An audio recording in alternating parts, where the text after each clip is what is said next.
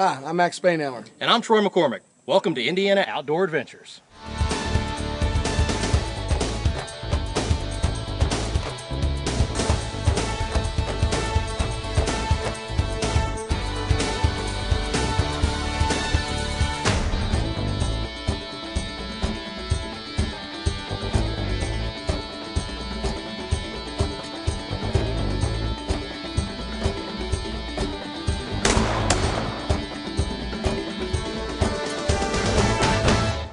Indiana Outdoor Adventures is brought to you by Wind River Outfitters, Idaho's finest wilderness hunts for big game.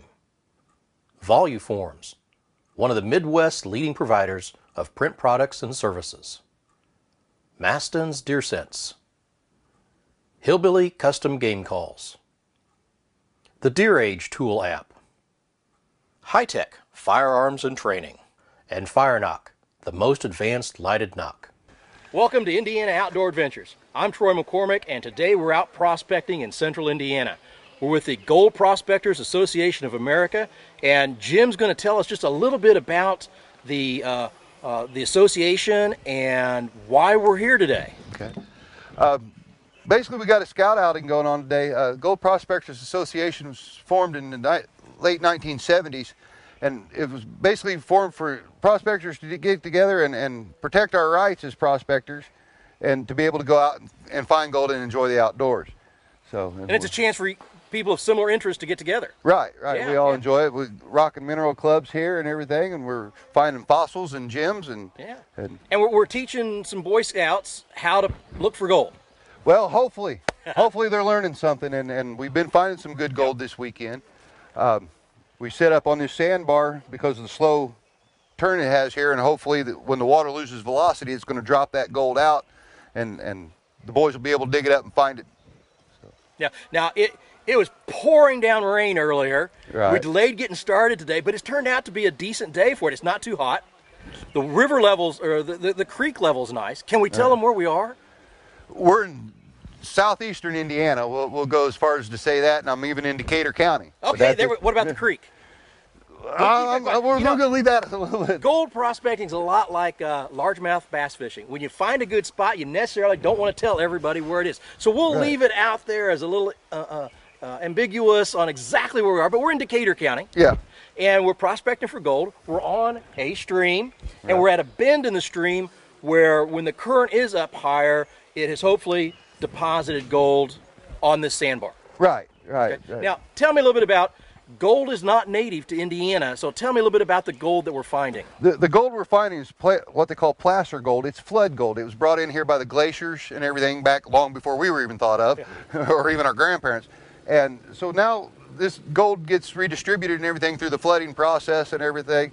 And that's really what we're doing, is we picture this stream and where it was at a flood stage, and moving this heavier material, and gold being heavier than water and even the stones in there, it settles deep and tries to find the lowest point it can be, and it takes a large amount of volume of water to move even a very small piece of gold because it is so heavy.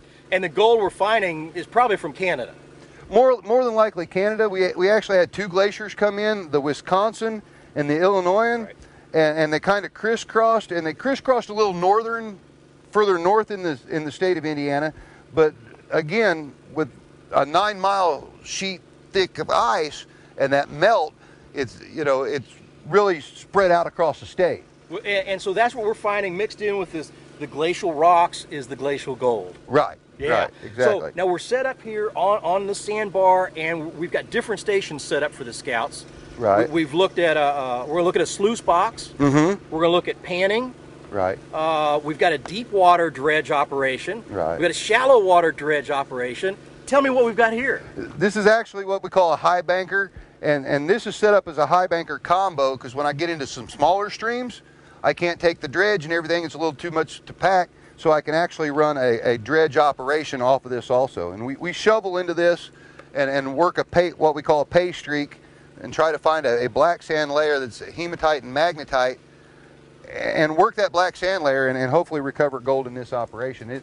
It's a little back-breaking. It's a lot of shoveling and a lot of work, but anything good and good for you takes a little bit of work. And the idea is you're shoveling the sand and the gravel, you're dumping it in here, and we've got a pump back here that's just pumping water in. And then we've got kind of like a sieve screen in here that gets all the big stuff out. Right. And then what happens to the medium and smaller size stuff? It actually, what we call a grizzly in here, and it takes all the, like you said, the larger stock rocks out, and then I actually go down to an 1/8 inch punch plate. Okay. So anything that's smaller than 1/8 inch is going to drop and hopefully catch in my black rib matting in there. Okay. And all your larger stuff is going to come down, and hopefully, if it's set up correctly, and your riffles are creating a back eddy to catch the smaller material, and the miner's moss, there's several layers in there to catch even the finer gold. This gold that we're finding isn't big nugget chunks and things like that. It's not lode gold. Oh yeah, we wish it was. But it's what we call flour gold, as fine as the baking flour you use at home. And I call it pepper flake gold, a little bigger. Find some stuff about the size of a grain of rice we call plates, and then we get some flakes, and there's been some flakes found in the northern part of Indiana, corn flakes, you know. But this is small gold. This is small gold down in this area. We find some grains of rice, and there's been some nice plates found this weekend. The idea is you take the miner's moss, which collects everything, you put it into a bucket, and you're going to pan that later. Yeah, it all boils down to panning. Yep. You pan to begin with to find your pay streak. Then you work your equipment where you can run power equipment and where it's legal to run power equipment. And then your cleanup is right back to panning to get that fine stuff back out. It all revolves around panning. If you're on a good pay streak in an 8-hour day and you can come up with, we like to call it the quarter theory. Okay. If you've worked an 8-hour day and can come up with a 1/4 gram, you've had a good day. Anything more than a 1/4 gram, it's a great day. It's a great day, and the steaks go on the grill. There you go. You know, so. High-Tech Firearms and Training is your Southern Indiana source for all of your hunting and shooting supplies and firearms. We have a fully stocked selection of handguns, rifles, shotguns, knives, ammunition, bows, and archery supplies. Firearm training and personal protection classes are offered by NRA certified instructors in our in-house training center. Remember, shoot often and carry safely. High-Tech Firearms and Training is conveniently located in Sellersburg, Indiana. Voluforms is one of the Midwest's leading providers of print products and services. We provide our customers with total business solutions for every office need. That includes full commercial color and black and white printing, forms management, logo wear, advertising items, and office supplies. We're more than a print shop. We're your printing and forms management specialist. Voluforms provides quality customer service. So give us a call or email us today and let us help you with your business solutions. If you've dreamed of a western big game hunt or a summer vacation, Wind River Outfitters, Idaho's finest guide service, offers exciting fully guided hunts for elk, mule deer, black bear, and mountain lion, as well as summer fishing trips in the Gospel Hump Wilderness area of central Idaho. Accessible only by foot or horseback, the area reserved exclusively for Wind River Outfitters provides exceptional hunting opportunities. You'll enjoy hunting on a whole new level. Visit www.windriveroutfitters.com for more information. We've got people who might come out and spend a week, and there are different places around Indiana. Right. Tell me about the legality of it, though. You can't just go somewhere and pan for gold. Right. Recently, the Department of Natural Resources that I'm a hunter and trapper instructor for has passed regulations that say you have to have written permission on private property to prospect. It doesn't have to cost anything. Right. You just have to have written permission. You have to have it in writing that you're allowed to prospect there. Navigable streams, you're allowed, in the state of Indiana, you're allowed to prospect on. However, you have to have permission from the riparian landowners, the landowners on either side of the creek, to actually be there because they're affected by what you do. Right. And then there's state property, Morgan Monroe State Forest and Yellowwood State Forest in the state of Indiana, that you actually go through the Department of Natural Resources and contact that property manager, and he'll give you a permit to actually prospect on their property. Now, you're not allowed to use power equipment on state property. It's panning, but again, you're back to, it starts and ends with panning, so it might as well be panning all day. Now, there's a small fee associated with that one, isn't there? No, that permit is free from the state of Indiana. As of right now, the state... So, financially, it's not going to cost you anything for this kind of recreation. You just have to get permission, whether from private landowners or from the state DNR. Right. Okay? Now, if I want to find places, tell me how I join the GPAA and what I get for that membership, including how to find places. Right. You can contact GPAA through their website. It costs $67.50 for a year-long membership. It's called the Buzzard Special. They will send you a pan, a snuffer bottle. With that membership, you get access to GPAA claims nationwide that you're allowed to use with their miner's guide. And they send you video or a DVD on how to look for gold and how to find gold, how to pan.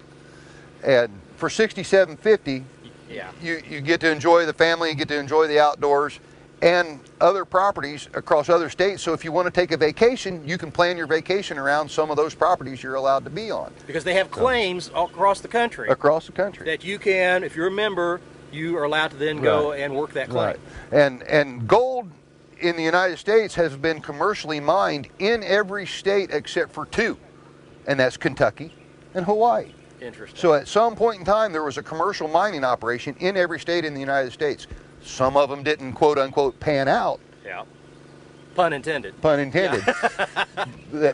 They weren't economically viable to sustain an operation, but there's gold in those states. And of course, we got the gold rush in California. There's still claims being worked out there. I read somewhere there's like only about 10% of the gold has been found to date. Right. 10% of the gold that's locked up in lode mines or in placer situations, only 10% across the United States has ever been, quote unquote, discovered. Wow. So you don't have to go to Alaska. You don't have to go to California. Right. You can pan for gold right here in Indiana. Right here in Indiana, and even the states close, it's called those one-tank trips. There you can go. do one-tank trips to Ohio and Michigan and Illinois. Well, we've got members out today from the central, we've got members from northern, central, and southern chapters. Correct. Of the Indiana GPAA. Right.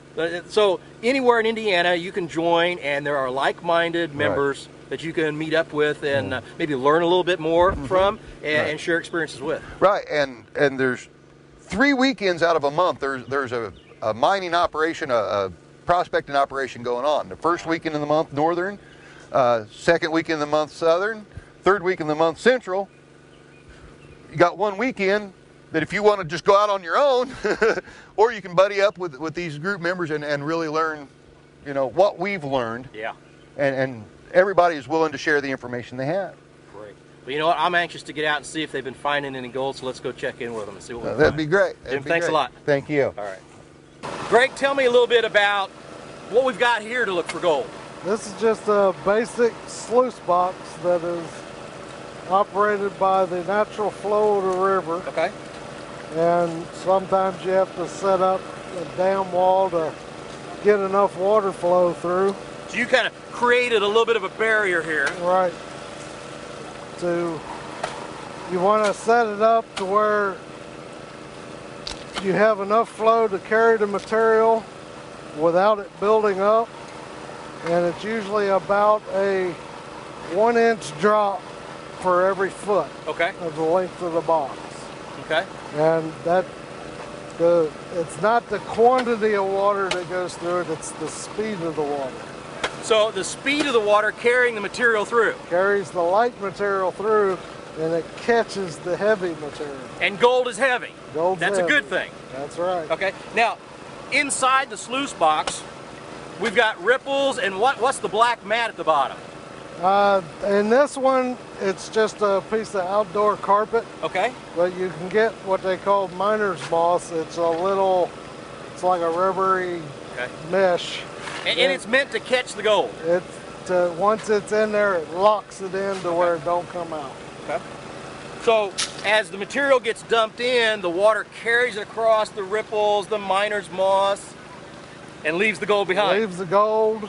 It'll leave black sand. Okay. It'll catch lead. Anything that's heavy, it'll catch, and the light stuff goes out. It'll just move on through. Right. Now, to help with the process, though, what are the boys doing over here with the dirt when they're digging it? They're classifying it from getting all the bigger rocks out. So everything bigger than a 1/4 inch, they're throwing out. Okay. And it's just running the small stuff through the box. So classifying is a process of taking a shovel full, getting out the big stuff, sifting through to the smaller stuff. Yep. so that you can then send it through the sluice box. Just right. Okay. Now, what's the benefit of a sluice box versus just panning? You can process more material in the same amount of time. Okay. You probably do about twice the material in a day as you can just panning. Great. So I think we've about got enough material classified. We can try running some through. Right, let's do it. Let's give it a try.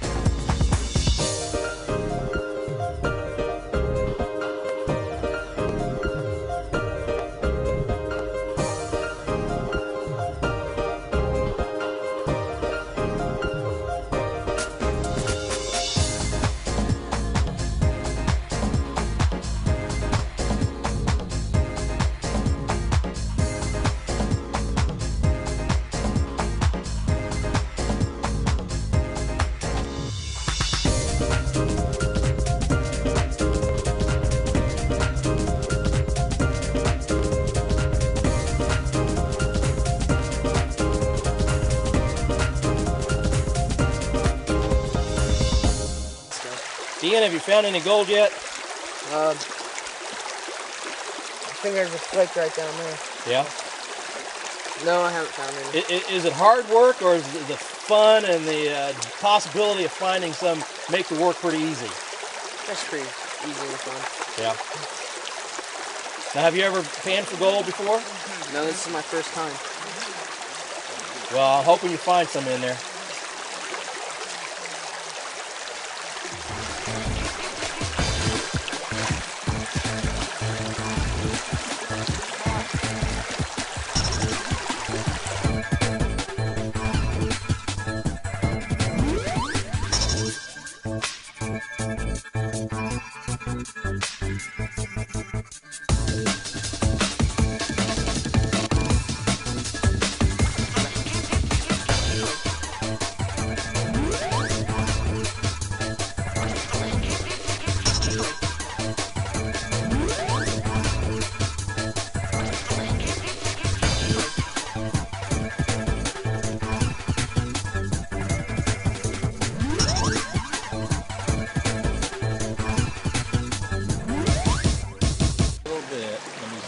I don't know if you can.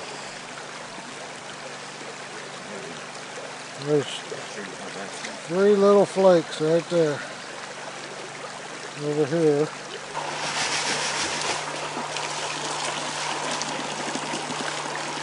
Well, we've got our fingers crossed. We're prospecting down here in Decatur County, and we've seen a lot of different kinds of ways to look for gold, from panning to sluice boxes to dredging operations. A lot of different ways, but the whole idea obviously is to find that little bit of glitter of gold. So we're going to keep our fingers crossed, see if some of this black sand in my pan doesn't have some gold color in it as well. Hillbilly Custom Game Calls, offering the finest and precision-made diaphragm mouth calls for wild turkey hunting. Each call is handmade and gauge stretched for exact tension each and every time. Select from double and triple reed calls like you've never heard before. We also have an assortment of handmade wood box calls, glass and slate top pot calls, and predator calls that will make us your source for all of your custom game call needs. Look for us online at www.hillbillygamecalls.com. High-Tech Firearms and Training is your Southern Indiana source for all of your hunting and shooting supplies and firearms. We have a fully stocked selection of handguns, rifles, shotguns, knives, ammunition, bows, and archery supplies. Firearm training and personal protection classes are offered by NRA certified instructors in our in-house training center. Remember, shoot often and carry safely. High-Tech Firearms and Training is conveniently located in Sellersburg, Indiana. Welcome back to Indiana Outdoor Adventures. I'm Troy McCormick, and joining me today is Bob Milano. And Bob has worked with a team that's created a very interesting application for iPhones and iPads. Bob, tell me just a little bit about the Deer Age tool that you guys have created. Troy, the Deer Age tool is an app for the Apple iPhone, the iPad, and the as well as the Android and the iPod Touch. It really assists the user in identifying the age of a deer, both on the hoof before you may actually take and harvest the animal, but also afterward. And it does that through a series of flow charts to really drive you to the final destination, which hopefully gives you a pretty good idea what the age of a deer is. And obviously some historical techniques for aging a deer. You know, when I worked for the Department of Natural Resources, if we worked at a deer check station and we wanted to age a deer, you had to slit the mouth open because you had to get views of the teeth. And the idea was to get to the jawbone to where you could look at the cusps and the dentition and see if the premolars were there or not. And you had to just kind of work your way through sometimes actual models, or in this case, you got actual jawbone. So the idea was to get something more digital in the hands of the hunter. Absolutely. I mean, the purpose behind it was really to make it simple for someone to age their deer without having to cut a deer head off, extract a jaw, and go through a lot of lengthy process to really get to the jaw. It all can be done in the field. The app starts off with a simple flow chart that basically says, am I going to evaluate this before or after harvest? The first module says, let's evaluate before harvest, on the hoof, typically called aging deer on the hoof. And it'll give you characteristics for fawns, for 1.5-year-olds, 2.5-year-olds, 3.5-year-olds. The idea is so that you know approximately what the age of the deer is before you actually take that animal. And then from there you can go to a 1.5-year-old, it describes it, it shows you photographs. A 2.5-year-old, it describes it, it shows you photographs. It's very simple to use, and it was built so that when you're hunting in the field, you've got something nice to read while we all spend a lot of time in the field doing nothing. And many of us will have an iPhone with us, the ringer off, and maybe surfing the web or texting your buddy, have you seen anything yet? Well, having an iPhone app now lets us have a deer aging tool while we're in the field. It's a great way to learn about the age characteristics, because a lot of people want to do what they can to try and manage the deer herd, and most deer hunters are interested in getting deer with big antler mass. And antler mass is really a component of 3 different things. It's genetics, which we as hunters or deer managers generally can't control. It's nutrition, which is something that a lot of us can control by building food plots, or in some states where it's legal, feeding deer. And the third is by harvest, and so to know and keep records of your harvest and to try and harvest deer that are older will give you a pretty good indication of whether or not you're achieving your management goals for the deer. So now if you've harvested a deer and you have access to the jaw now, to the teeth, before, and you know, I've seen where jaws were drilled through and you had a 6 month, a 1.5 years, 2.5, and you just had to do the old comparison. Now, your app allows us to do a digital comparison. This was all kind of born out of a hunting trip where myself and several friends of mine shot one of the biggest bucks that we had taken, and like most hunters, we squabbled and argued over how old that deer was, and finally... No, it's got to be 7.5. Yeah, exactly. Oh, yeah, I mean, look at that tooth. It's worn like crazy. It's got a gray muzzle or gray fur. It's got to be an old deer. So we all kind of placed our bets, and we knew about tooth wear and replacement method. We knew that this could be done, but we were really inconvenienced by the fact that no one had a deer aging tool with this, where they've got actually 3-dimensional casts of deer jaws. Most check stations don't either. And they also don't have the paperwork with them to do the aging right there in the field. So we thought, you know, it'd be really neat if you could come up with a really easy way to do this. And one of the guys pulled out their iPhone and said, just imagine if you could actually make an application that has the ages of the deer jaw on the phone, where you can pinch and zoom and hold it right next to the jaw in the field. And just compare with pictures. Just compare with pictures. Do we get a match? Flip it to the next one. Do we get a match? Flip it to the next one. Keep going till you get the patterns matched up. And I've gone through the app, and what's really nice about it is you really do have pinch and zoom capability. And if it's like a dichotomous key, it's either this or it's not. So you go to the next one. It's either this or it's not. And you're looking at really nice detailed photos. And you can pinch and zoom in, you close back down, and you work your way through to age your deer. Now, I'm curious, you've got a background in Indiana DNR Fish and Wildlife. That's correct. Did you have any computer programming background, or how did this team come together? Not me at all. In fact, I need to come clean and say I'm the one who really does none of the work here.